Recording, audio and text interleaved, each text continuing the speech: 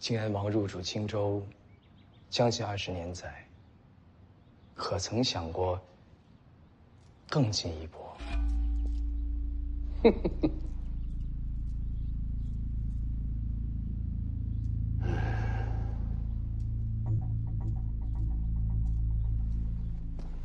你说的更进一步什么意思？朝廷让晋安王入主青州，是为了挟青州水师之威震慑北凉。若北凉灭亡，晋安王自是奇功一件，怎能不扶摇直上？北凉35万大军，谁动得了？想灭北凉，无需大战，杀1人即可。杀谁？徐凤年。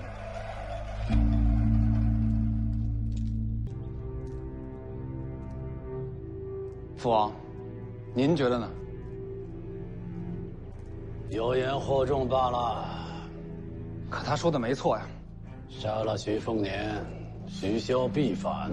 徐骁反，未尝不是好事。天下大乱，好处何在呀？大乱方能大治，乱世之中，王爷才有机会再去争一争那至尊之位啊！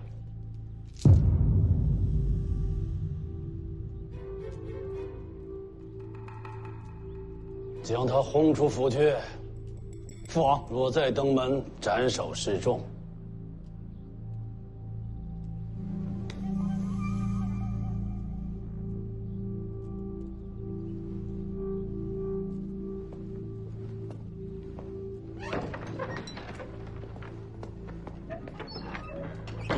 这孩子眼睛里的野心和我当年一模一样。世子受王爷教诲，自然少年有志。我说的是那位赵凯。哦，一个学子而已，野心再大，他又有何用呢？可巧的是，他也姓赵。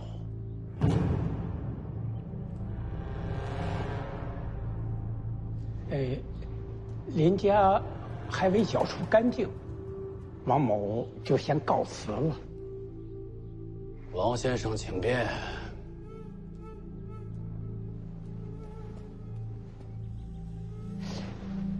徐凤年就要到青州了，王爷真要放了他？心有善念，慈悲为怀。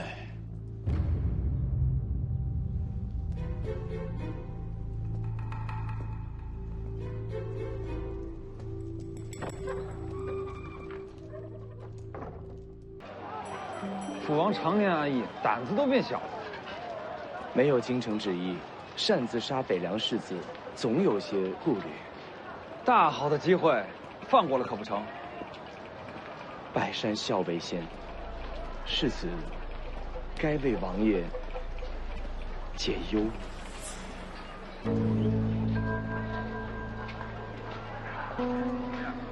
你是说让我出手？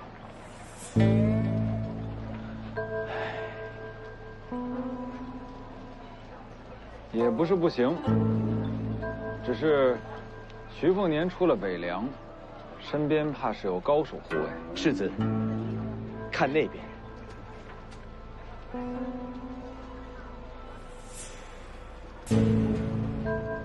就他，世子如果想除徐凤年身边护卫，非他莫属。世子可知吴家剑种？当然知道，剑仙辈出人间禁地。吴家近几年出了一名天才剑士，20岁便出剑种，挑战天下剑士，从无败绩。此位便是吴家新一代的希望吴六鼎。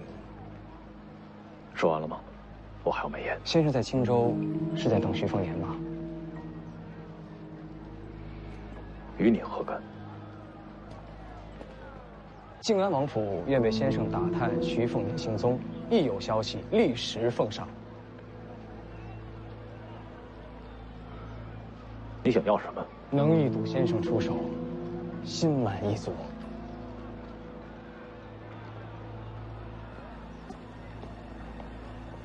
这吴家人为什么对徐凤年出手？徐凤年的母亲曾为徐骁反出剑中，如今新一代算救证来了。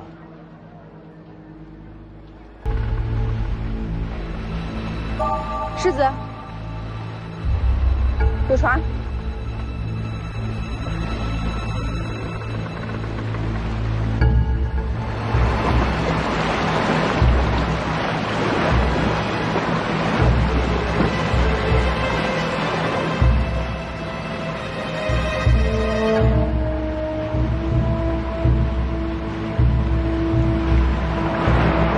这么巧就遇上了，看来也是天要亡他。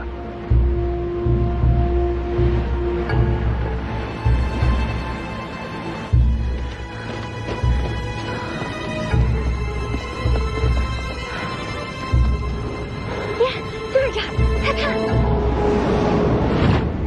青州水师，你既然看见了，怎么不拉我去码头？哎，赶不上了，从这下码头再出船，怎么也赶不上了。我就该陪着世子一块儿去。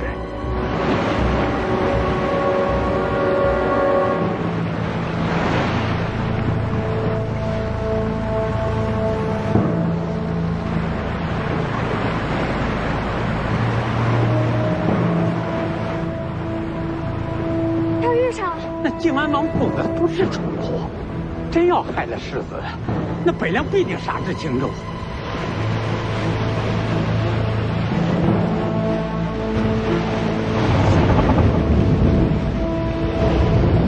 今日不能再错失机会，到时候给他捞个全尸送回北凉，也算是仁至义尽了。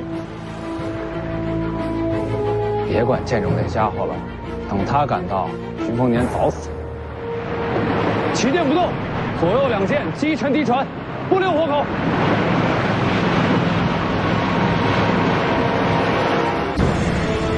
是冲咱们来的。敌船！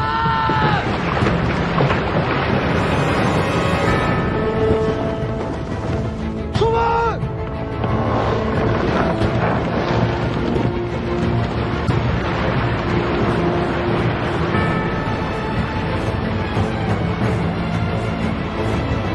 那大杆子是干嘛的？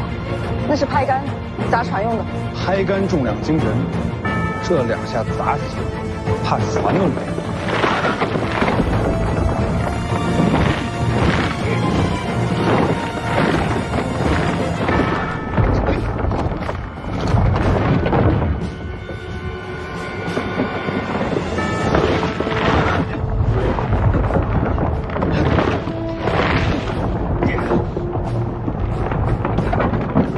世子，可以用兵刃吗？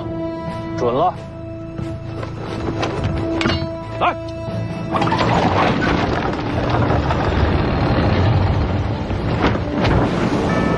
给我躲开！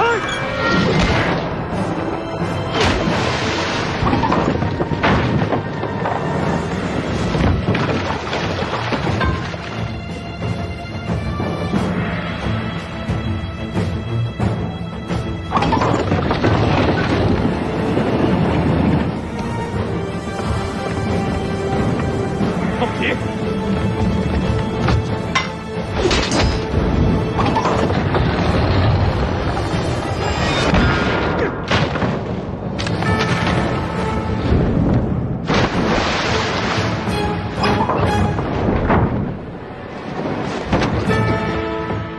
真是勇将，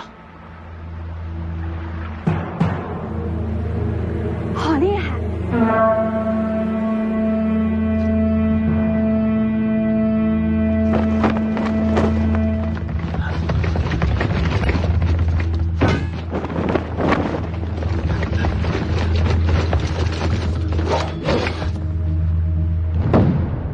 准备！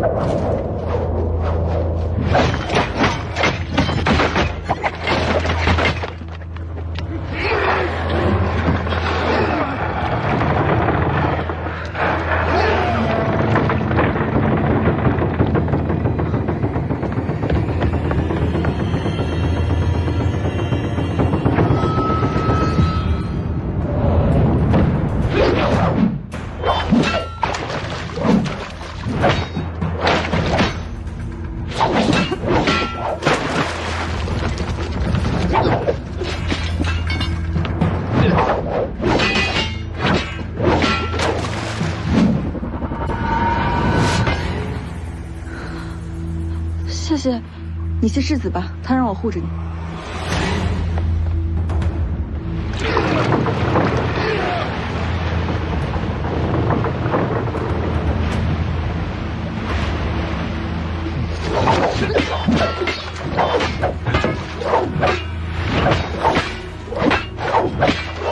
这不是那位将军，他又不是三头六臂，他光挡不住的。那现在该怎么办呢？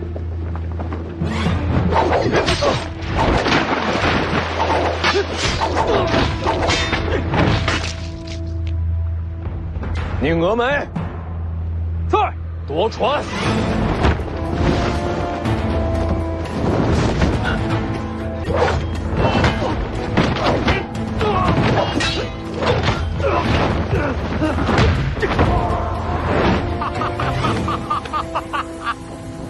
哎呀，好一个近战夺船啊！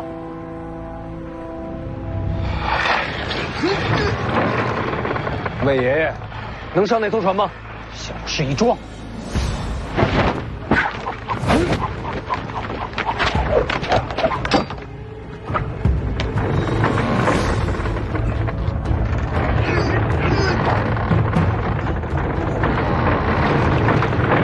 这是想靠人力把船拉过去吗？请前辈出手！什么小鱼小虾，也别让我出手！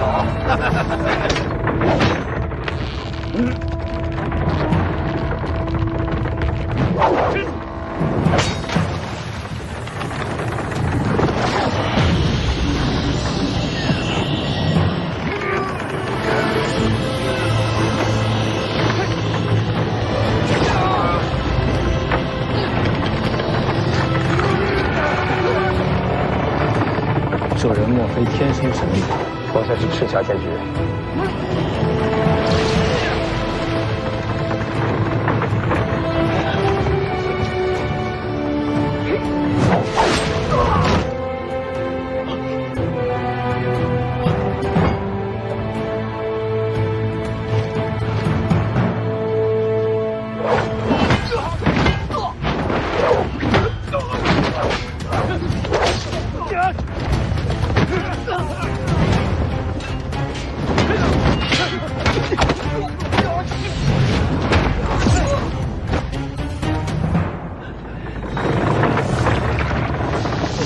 可以。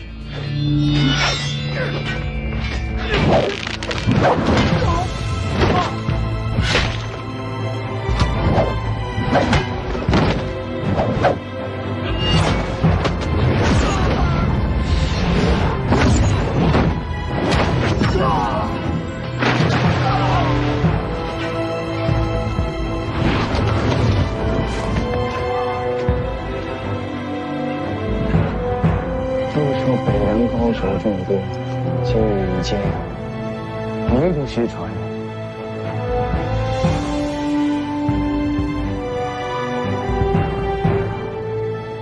取我神臂弓来。是。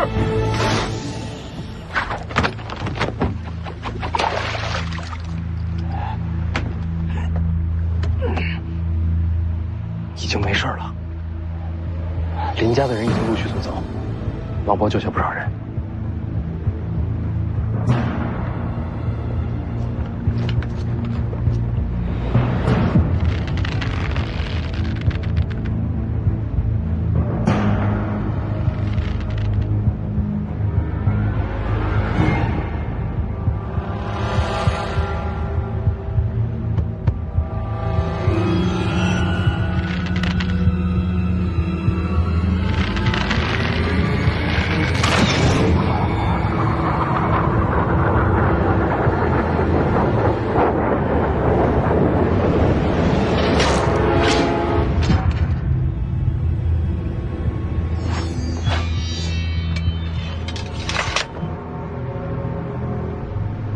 嘿嘿，核桃倒是没白挑啊，大黄庭也差不多是他自己的了。嘿嘿。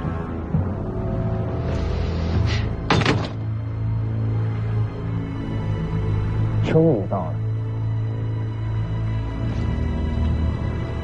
来了也不动，怕是吓破了胆。吴家剑种不过如此。那艘小船进了厮杀，为什么还不走？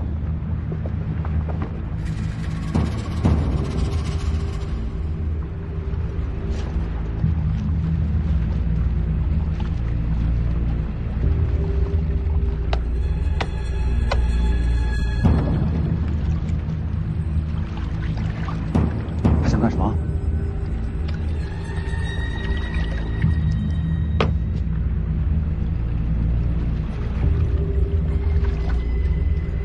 这又是谁？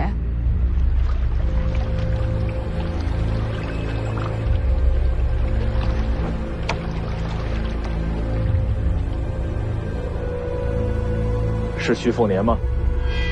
哪位？剑主吴六鼎，你娘当年反出吴家，剑主名声受损，这屈辱总要还上。母债子偿。我娘的祸事，我接着。吴家若有胆气，大可以来北凉讨债。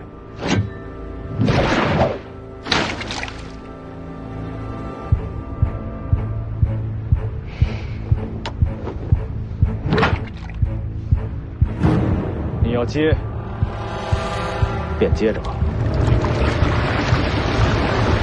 这是做什么？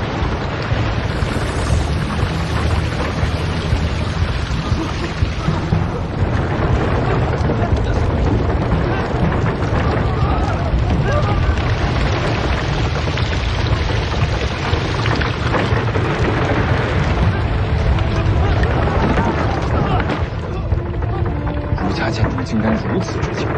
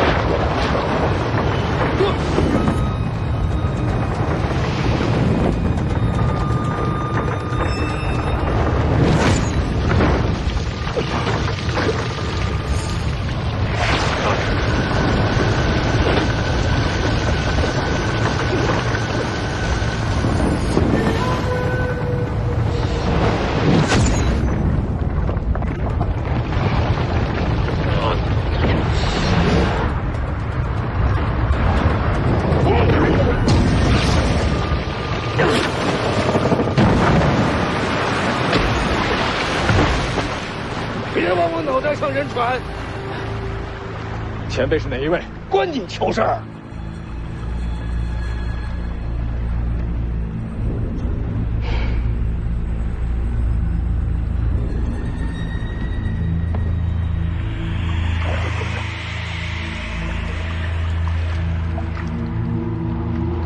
师祖。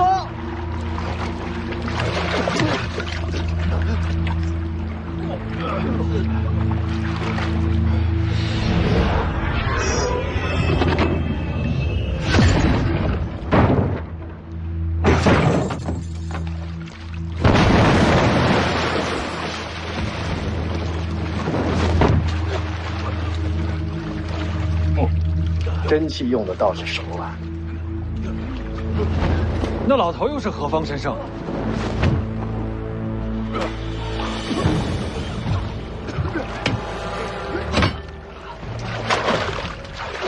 接着。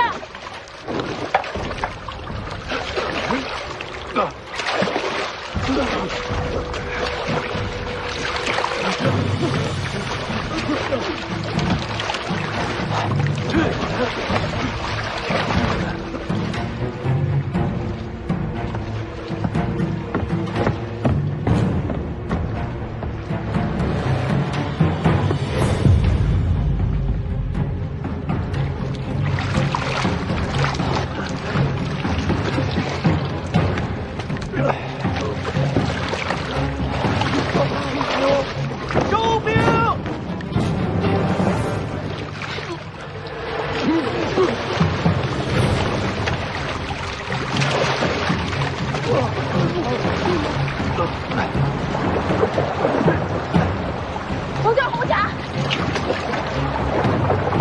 赵鑫，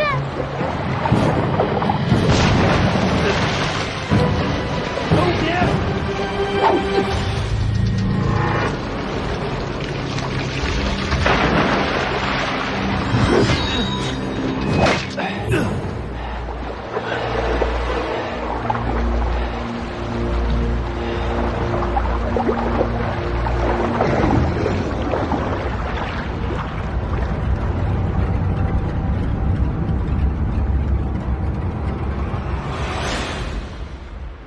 那红甲人又是哪儿冒出来的？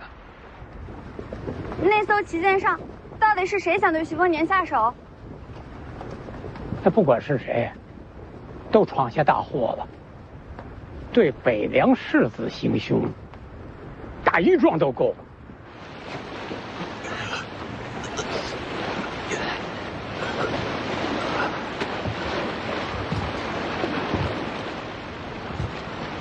徐凤年的船靠过来了，身边都是怪物，看来是杀不成了。把人带上来。是。你入关山，就别在船上了。我先下船，回城之后登门拜会。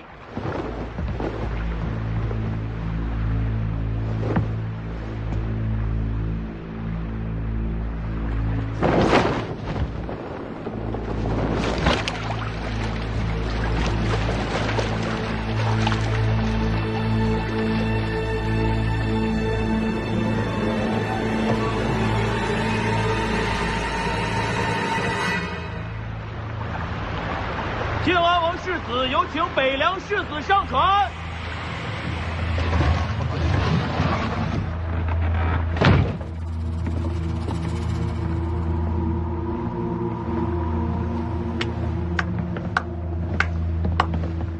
久闻北凉徐凤年大名，今日得见，名不虚传。靖安王世子，正是赵某。这是要杀我？惭愧啊，赵某随水师演练，却被宵小之徒夺权，贼人大胆，竟然还想刺杀徐兄。幸好徐兄无事啊，赵某才松了口气。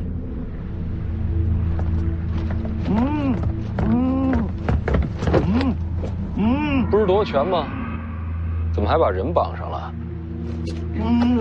方才大乱之时，我借机出手将这贼子擒住了。贼子夺船不算，竟然还想刺杀徐兄，当真可恨。他是谁？水师都统韦栋之子，韦唯。射箭的也是他？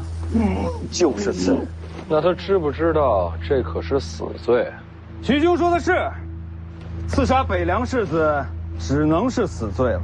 赵某不才，为徐兄讨个公道。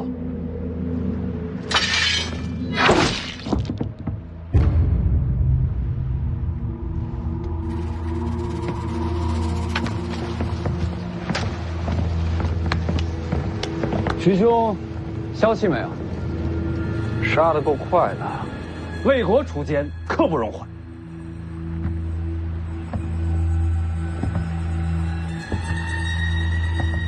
你这是早就备好了。赵某听不懂徐兄在说什么。你就一点责任都没有？毕竟是我属下独权，我虽无辜，可也算御下无方，还请徐兄体谅。要不这样，我请徐兄吃酒谢罪。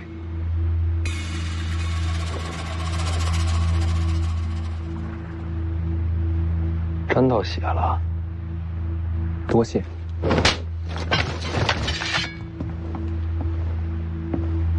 什么意思？吃酒就不必了，多破费啊！这就算是谢罪了。徐凤年，不叫徐兄了。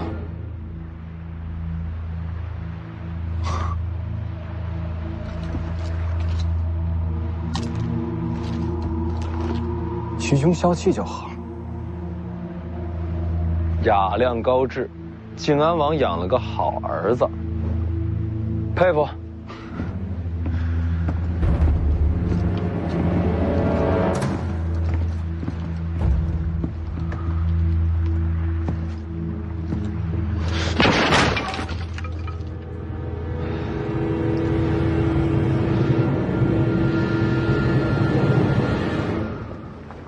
是了，这徐凤年手下高手还挺多，怎能直呼世子性命？这徐凤年素有纨绔好色的名声，没想到比传闻更加恶劣。这才上岛，就想让我跟他走，这样的世子，我可不会听他的。这件事啊，与世子无关，啊，是我的意思。等世子离开襄樊时，你跟着走吧。这才见一面，你就要把自己的女儿送出去，为什么？爹是为你好。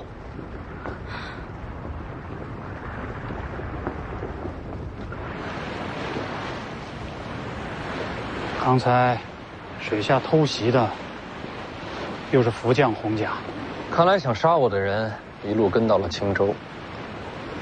会是谁指使福将洪甲？难道是刚才的赵寻？如果是赵寻指使的话，洪甲偷袭会和楼船强攻配合得更好才是。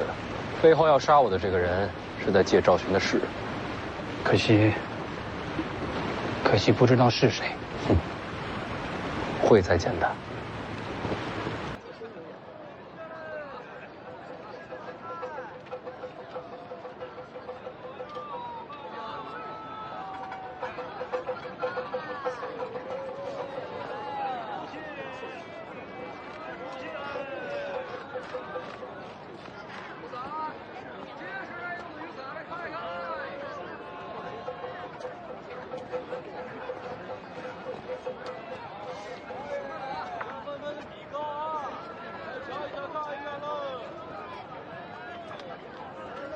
怎么了？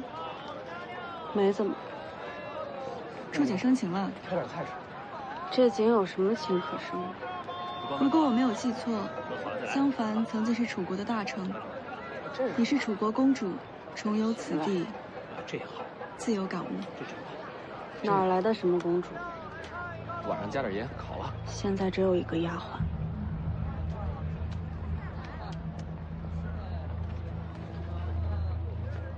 我小时候是来过这里，那时候路上行人说话全是楚国乡音。不是乡音没了，是人没了。当年徐骁率10万兵甲围襄樊3年，楚人誓死不降，连城内百姓也自发守城。城破之时，20万襄樊人尚活着的不足1万，后来是迁了其他地方的人口，才重现这盛景。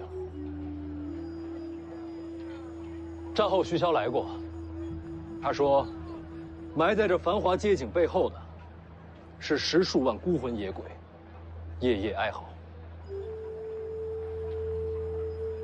你说这话做什么？炫耀你爹攻城拔寨、战无不胜吗？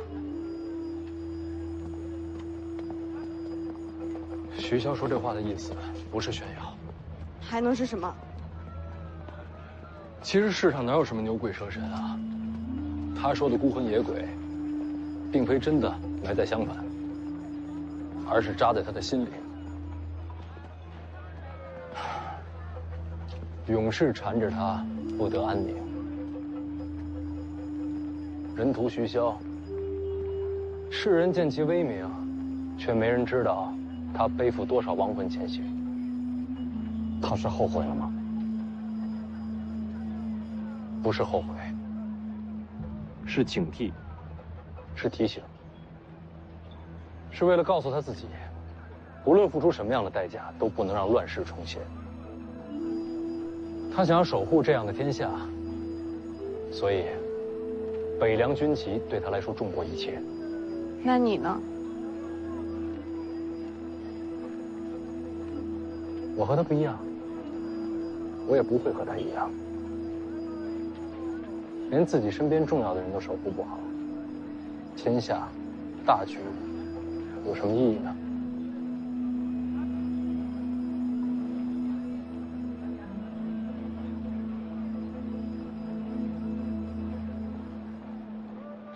幼稚。你幼稚。你最幼稚。谁说幼稚谁幼稚？我说你幼稚，你就是幼稚。你接下来我们去哪儿？我知道家族的心腹都藏在哪里，我带你们去找。不用找。为什么？靖安王何许人也？你家那些心腹，恐怕早就走清了。那接下来你想怎么样？这襄樊最好的客栈在什么地方？这条路直走，2个路口右拐就是。我们去客栈，你去靖安王府。我去靖安王府干什么？报仇吗？传话。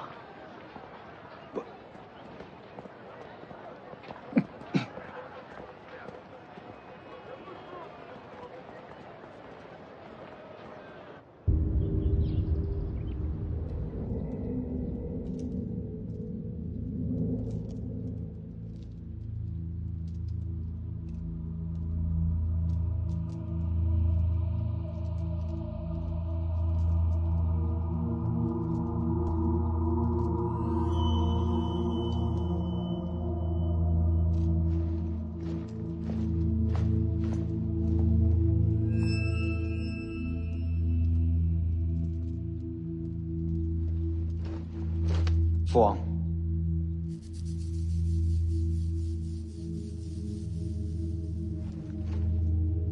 知错了没有？确实没有想到徐凤年身边高手众多。重点不是高手，他背后是北凉。坐。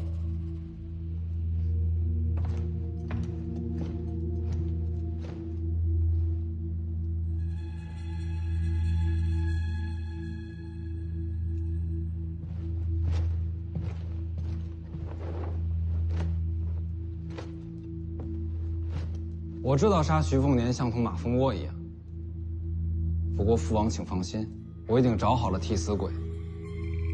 就算事儿没办成，也不会惹上官司。所以，你把韦都统的儿子杀了？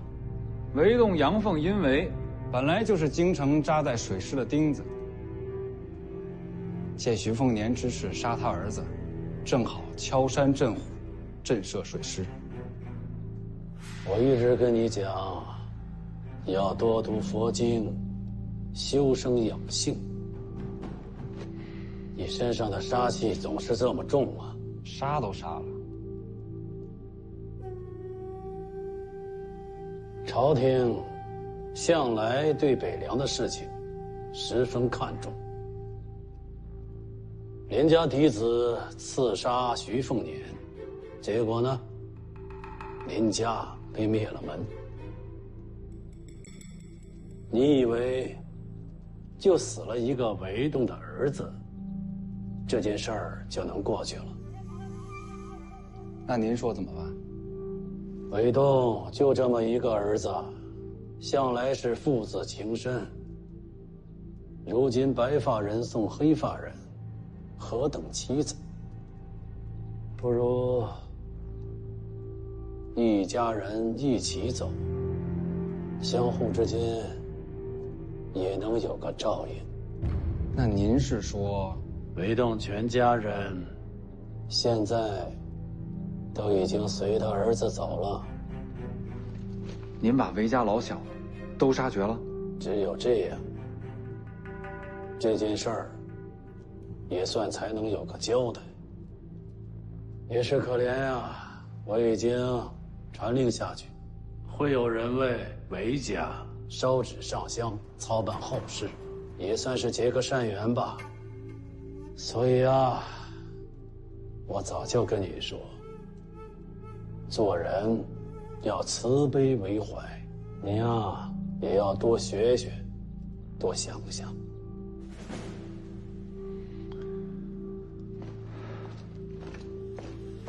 王爷，徐凤年身边护卫在门外传来消息。什么消息？徐凤年请您前往客栈一见。跟他说，本王念经修佛，暂时不便出门。是。还有，传下来的那个护卫，应该是林家那个探花。林家探花没死吗？我说那个用赤霞剑诀的护卫那么眼熟。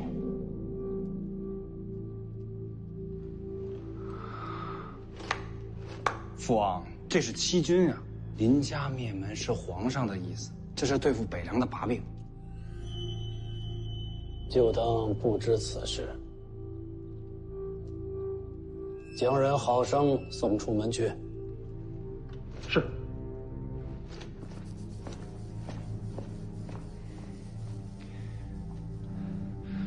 父王，就算不抓那个姓林的，你也要听听徐凤年说什么吧。他毕竟代表北凉。如果不见他，那把人抓起来再说呀。不去管他。北凉世子就在襄樊了，咱们不管吗？你的那位替你出谋划策的学子呢？他说会到府上寻我。那你就坐着吧，咱们等他来。这个时候当然是徐凤年更加重要。您在这儿偏偏要等一个圣阴学子。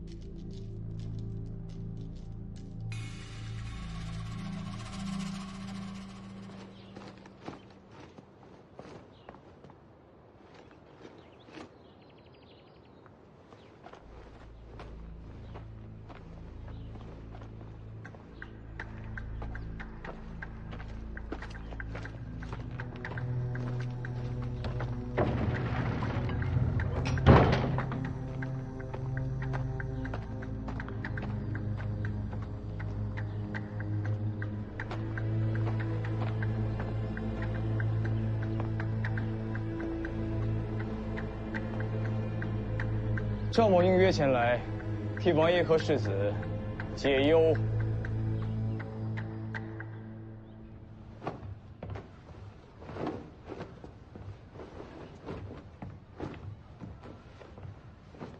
没有见到靖安王，下人传话说他要念经，暂时不便出门。没关系，那咱们就慢慢等。就这么着在襄樊城住着，等着靖安王来见我们。正好逛逛这名城。你倒是真不怕死，这可是人家老巢，随时随地就能把你脑袋砍。他现在不会杀我，赵恒这个老狐狸在等消息呢。什么消息？京城的消息。京城的消息跟你有什么关系？读吧。还是一字一文。童叟无欺。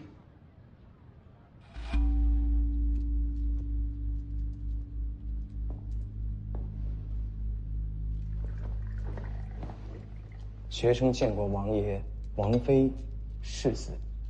我们见过一面了，不必多礼，直入正题吧。王爷请讲。你是想借我的手杀徐凤年？纠正一下，我是帮您杀徐凤年。我为何要杀他？上次说过了，杀了徐凤年，北凉必反，天下大乱，王爷才能拨乱反正，重夺至尊之位。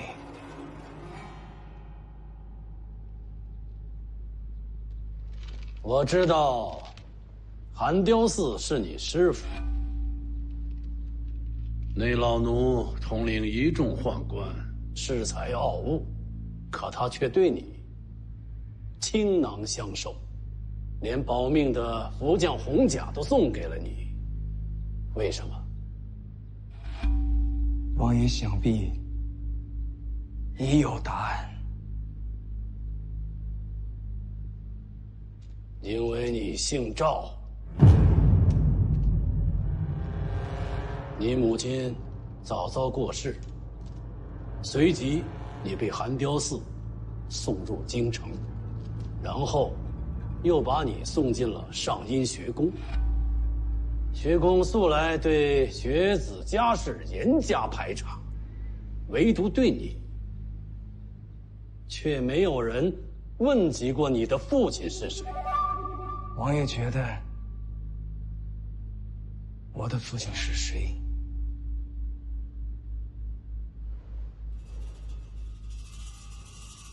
皇座上的那位。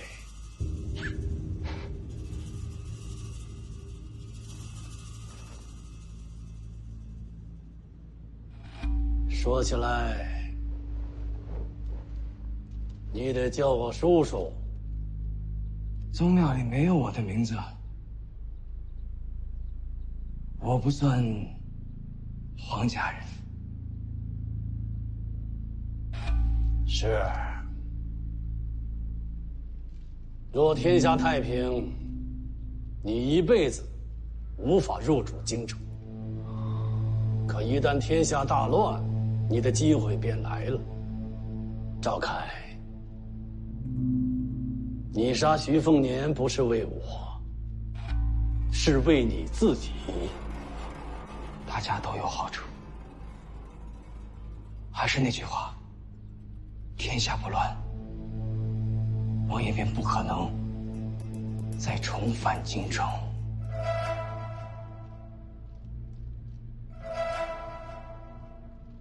来人，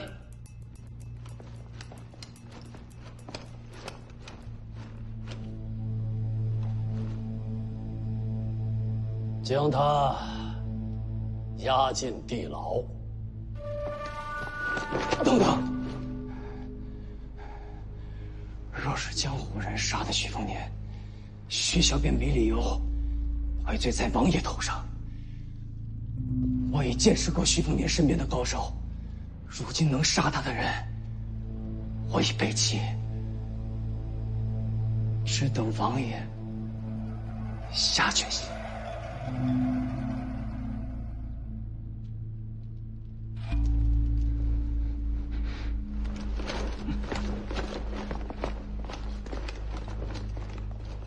父王，他说的没有错。如果天下大乱，您定有机会。岂能见小利而忘命？这不是小利。杀不杀徐凤年不急在这一时，再等等消息吧。等什么消息？徐骁一路快马，现在已经快到京城了。他孤身赴京，岂不是找死？所以啊，我们急什么？倘若徐骁在京城被杀，我们再杀徐凤年，那便是锦上添花。倘若徐骁不死，我们又何必要做这出头鸟呢？京城视徐骁为乱世之因，他一到京，必死无疑。若真必死无疑，他又为何要去京城呢？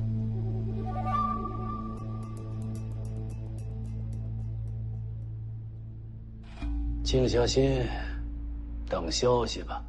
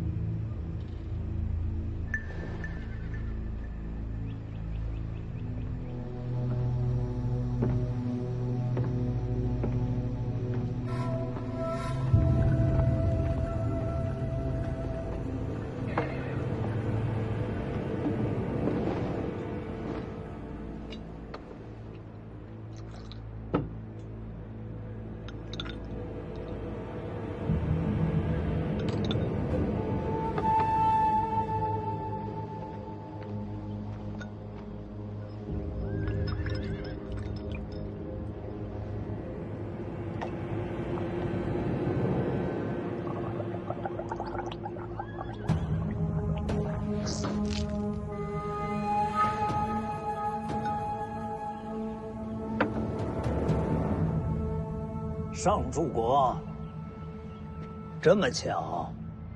张宰辅，真是好久不见啊！上柱国远道赴京，怎么不进城啊？啊，这不是看到了这棵树吗？怀旧。这棵树有什么旧可怀呀？当年我跟内子出入京城，曾在这棵树下歇息过，还在上面刻了一个记号呢。原来是怀念王妃。阴阳两隔，亏了有这棵树，也算是留个念想。砍了。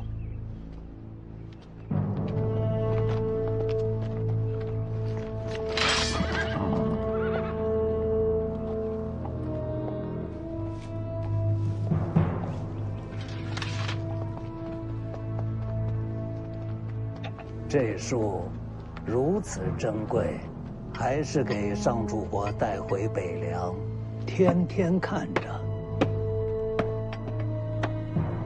天天念想。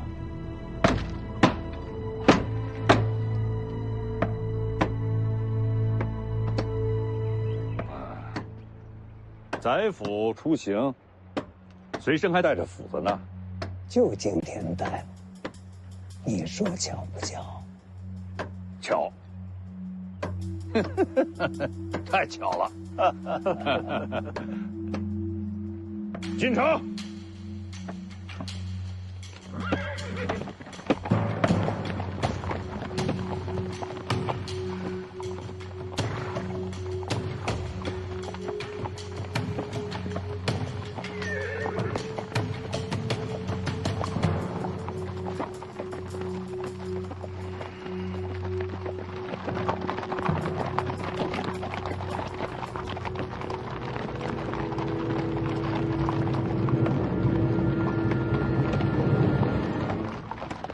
别停，看完它。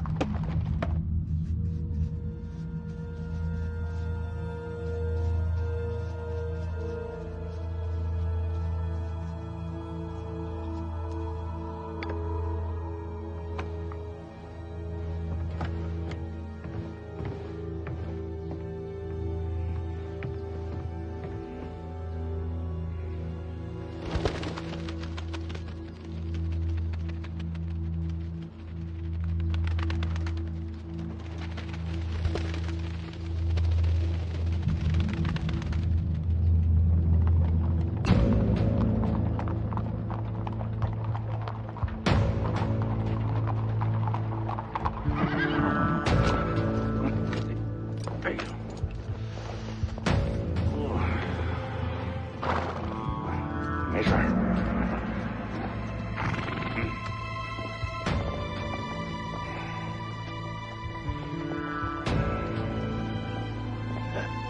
这就是徐骁。刚刚传来消息，在城门外，张宰辅已经给了他下马威。这可是京城，不是北凉。天子脚下，亮子也不敢嚣张。走。徐骁入京，求见陛下。上柱国，还请在此稍等。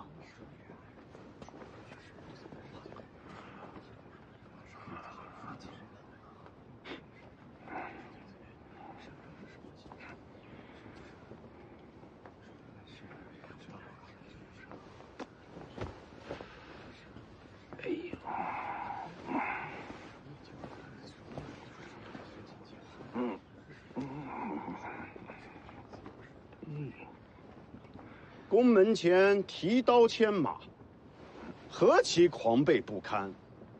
京城重地，别乱了礼制。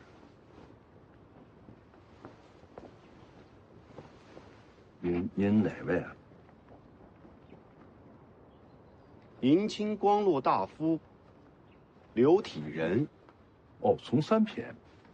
本朝用旧制，迎亲光禄大夫算正三品。原来算正三品，位高权重，位高权重啊！不讲权势，说的是守礼。哦，来。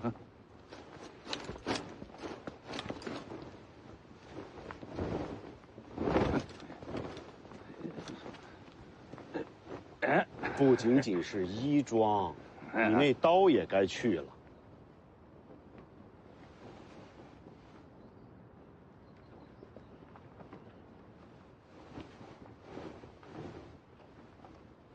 这什么呀？蟒纹谁不知道？几爪？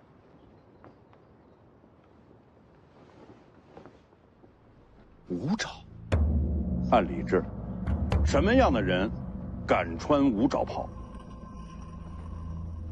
一般是皇室宗亲。这蓝大段的底子，便是异姓王。异姓王，能不能带刀上朝？天子御赐，还可带刀见驾。这是陛下给的圣恩。这三品官员，云强收回去。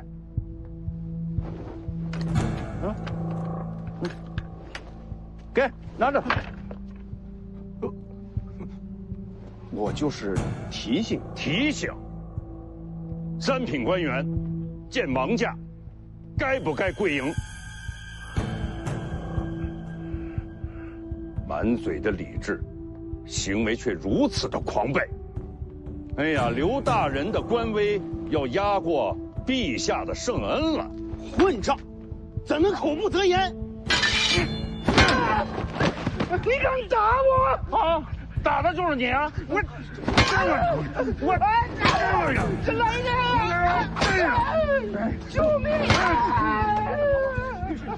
来人啊！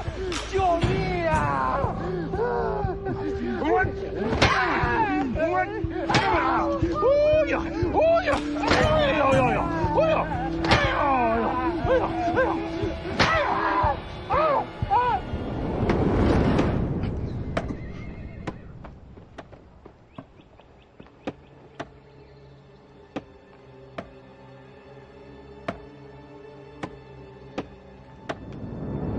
刘体仁，孤名脉之之辈，想借徐骁博取刚直之名，其行险恶。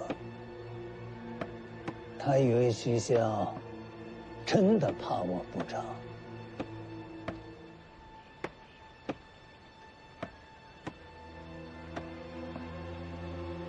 飞鸽传信送往荆州，给靖安王带个话：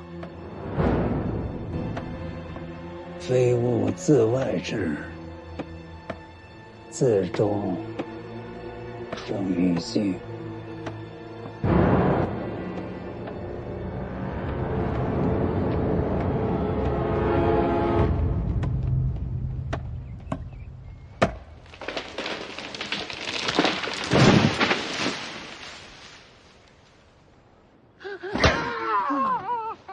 救我啊！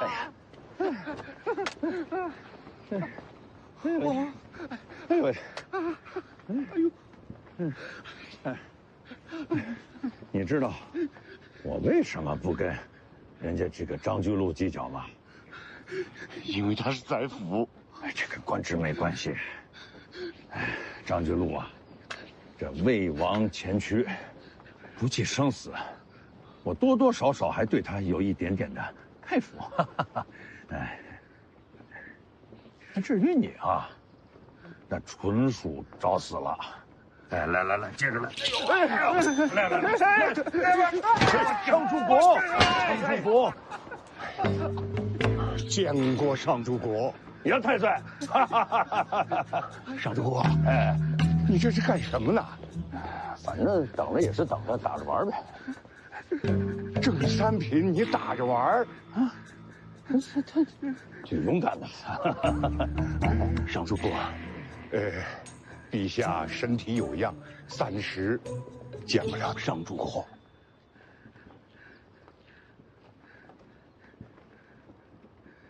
啊，那你陪我走一段呗，啊，来，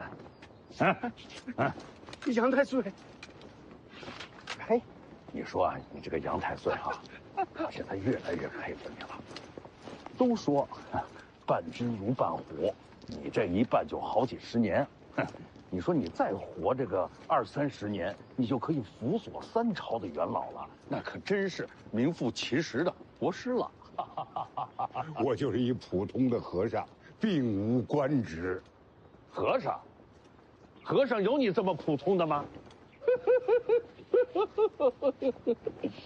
哎呀，你说，咱们得有多长时间没见了？哎，是啊，你也有好些年没进过京城了。年龄大了，胆子小了。你胆子小？大殿门前打正三品，你要是胆子小啊，这天下可就没胆子大的喽。哎，对了，你说这陛下，是真病了，还是压根儿就不想见我？你自个儿不知道啊？那你说说，他想让我等到什么时候才肯见我呀？哎呀，这就要看你儿子怎么出青州了。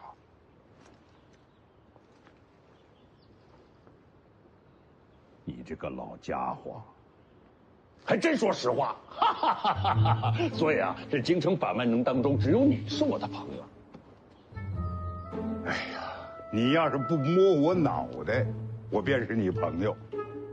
啊，对了，天下都说哈，这个2样东西摸不得，一个是老虎的屁股，一个就是你杨太岁的这脑袋。又摸，走，下棋去，走。